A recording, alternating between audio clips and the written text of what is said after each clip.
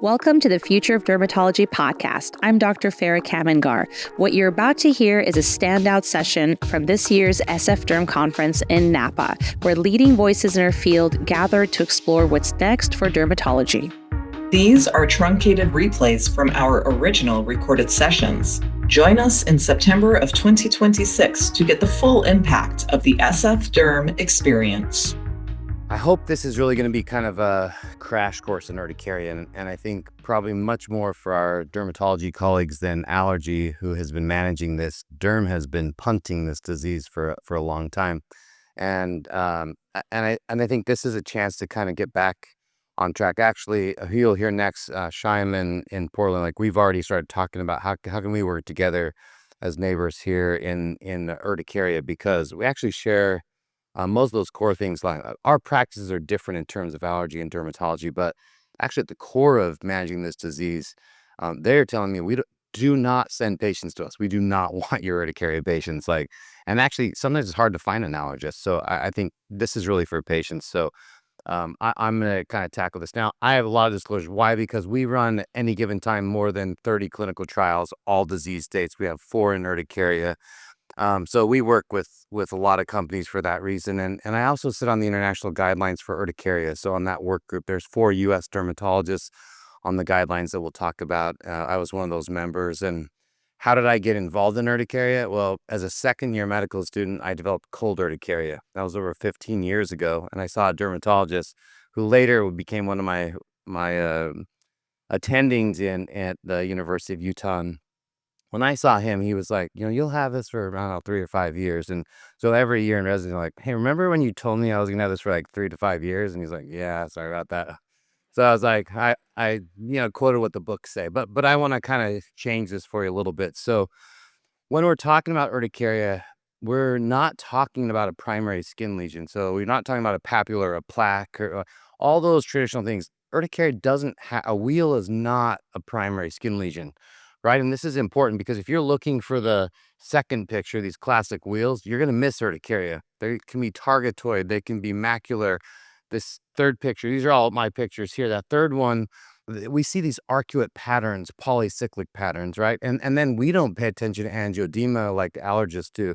But I'm going to talk to you about some of the features of angioedema. So you have to look not for the primary lesion, but for the pattern here. The key with urticaria, that we can go through this giant list of differential diagnoses. The key is just that these are transient, and there's very, very few skin lesions that just go away in hours.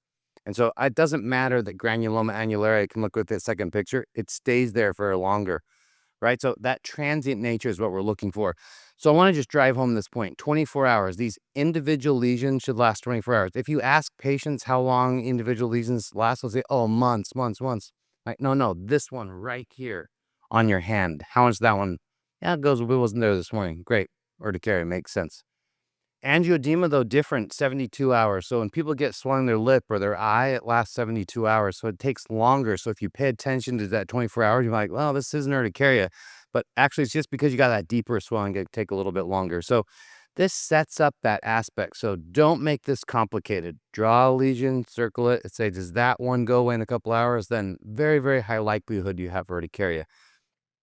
Nomenclature, this is important, so we make sure we're talking about the same thing. This gets confused all the time. I'll have somebody say, I have an urticaria patient who has CSU, that their disease is only triggered by light. I'm like, so you mean CIndU, like inducible urticaria? Like, they mix that piece up.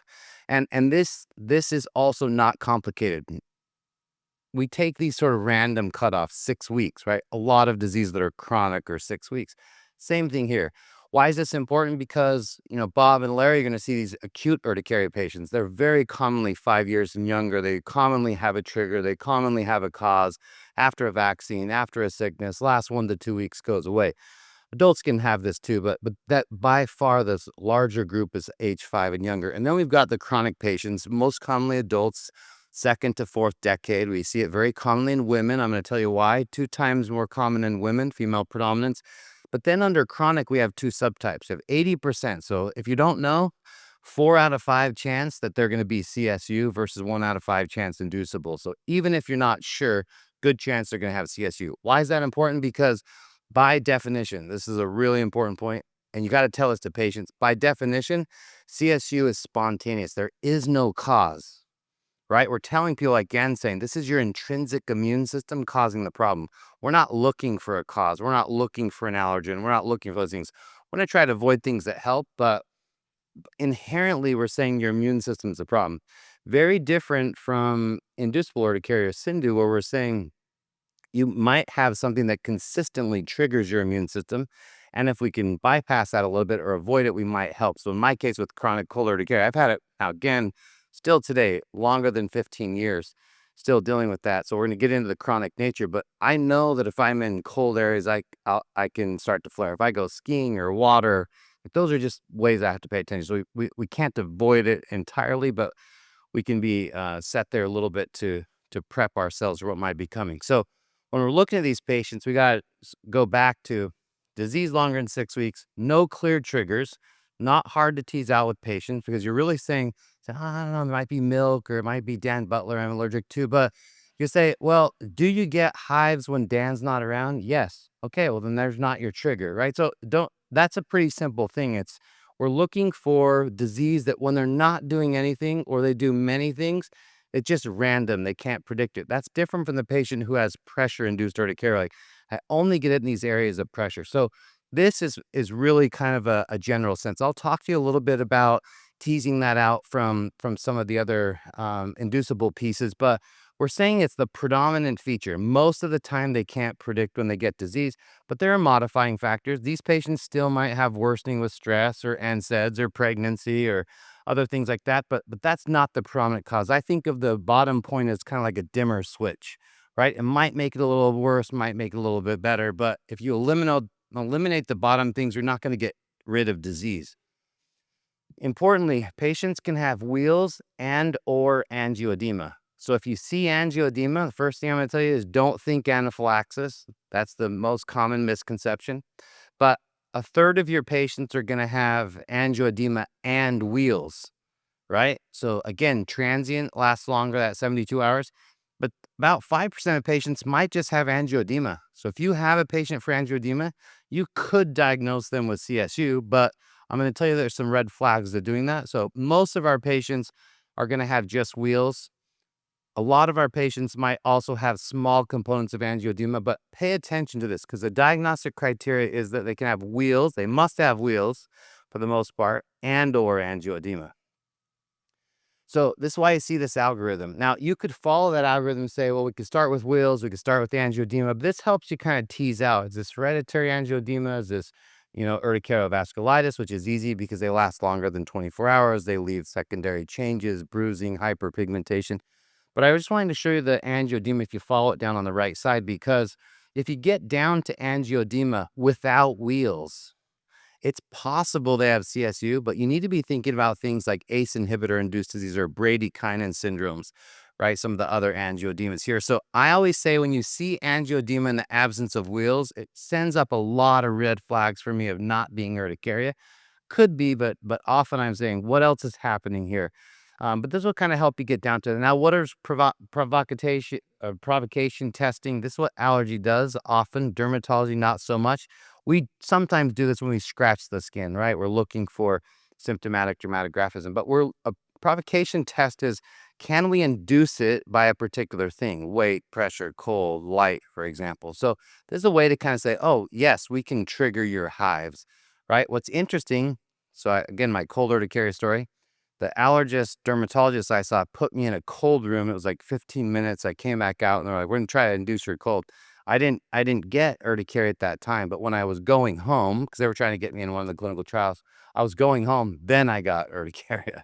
So it's not uncommon with our cold urticaria patients that on rewarming, sometimes they get it. So this is great if it's positive. Just because it's negative, it doesn't really change things too much. So be aware. And the other thing that this is oversimplified is that about 20 to 30% of these patients have both. They can have inducible and spontaneous disease. So I kind of look at it like, what's the predominant one that I'm really dealing with? So kind of gives you an idea. Now, this gets to the chronic nature. So again, going back to the dermatologist said, oh, you're going to have this 3 to 5 years, and 15 plus years later, we still have it. This is very common in our patients. If you look at these studies, they're looking at these different time points. At what point did they have spontaneous remission? Well, look at 5 and 10 years. This is remission, meaning the disease went away. So in that 10-year category, 51% still had disease, right? So most of these patients aren't. So now what I tell patients is like, I have no idea how long you're going to have it, but the good chance you're going to have it long term. So let's focus on management. Let's get you better so you don't have to keep dealing with it. So this is changing that conversation that, like other chronic inflammatory diseases, they're truly chronic. So when you send them to an allergist, you're telling the patient there might be a cause, right? I think we can do that if we really think there might be something there. But again, most of these patients, we're not going to find a cause. And you've had these patients come back where we didn't find anything, right? So if it's truly spontaneous, so I'll talk to you about workup. We don't often do that. Now, Bob mentioned comorbidities about happening in parallel. I think a comorbidity is a little bit different. I think of a comorbidity as a disease, disease A, disease B, that stems from the same problem. So in these patients, I think of autoimmunity, right? This dysfunction Dan talked about that can lead to multiple diseases. Well, that's what we see with urticaria. When I was in training, it was that when you have an urticaria patient, you check their thyroid and every time. Well, why are we doing that? Did it change urticaria? Not really, but we're telling patients you have an increased risk of autoimmunity, but you can get lots of other autoimmune conditions. So whether you have hypothyroidism or you don't, doesn't change what we're going to do to urticaria, but we're trying to convey that concept that they have this underlying autoimmunity. And why do I think this is higher in women? This is sort of urticaria according to me, no evidence here, but I think the concept to me that makes sense from an immunology background is that women are at have higher rates of all sorts of autoimmune conditions. We see that all the time. Look at lupus, look at rheumatoid arthritis. We'll talk about some mechanisms where that autoimmune mechanism makes sense. And I'm going to show you specific ways that autoimmunity can drive urticaria. So I think that the reason we in part see this in women is because they're already that shared origin, that susceptibility is already there across multiple autoimmune diseases. But we just don't think of urticaria as autoimmune, but I'm going to show you some mechanisms there. This is debated. I think our allergy colleagues tend to do a little bit more testing than we do. I'll tell you on the urticaria guidelines, there was a huge discussion on this. So the group was split. Many people felt that we should do more testing. There was many people that thought, why are we doing all this testing? What do the guidelines say? They basically say they advise against extensive testing. The bottom line here is that when you take these patients, you do extensive testing, they often don't have an underlying problem. It's way less than 1%. But the point is occasionally somebody has something. So I think of this like our psoriasis patients. We don't have to do cardiac workup and check cholesterol and all those things, but somebody should. We should at least look to make sure there isn't some glaring underlying problem. And so here, and I think the IgE story is a little more confusing because as a biomarker, it predicted response to anti-IgE therapies like omalizumab, but it doesn't predict much beyond that. And I think with the newer therapies, we're finding that actually IgE levels don't make a big difference. Thanks for joining us today on the Future of Dermatology podcast. If you enjoyed learning about the science behind skin, make sure to subscribe and we'll see you next time. As a reminder, this podcast is for educational purposes only, not for medical advice. Always consult your healthcare provider.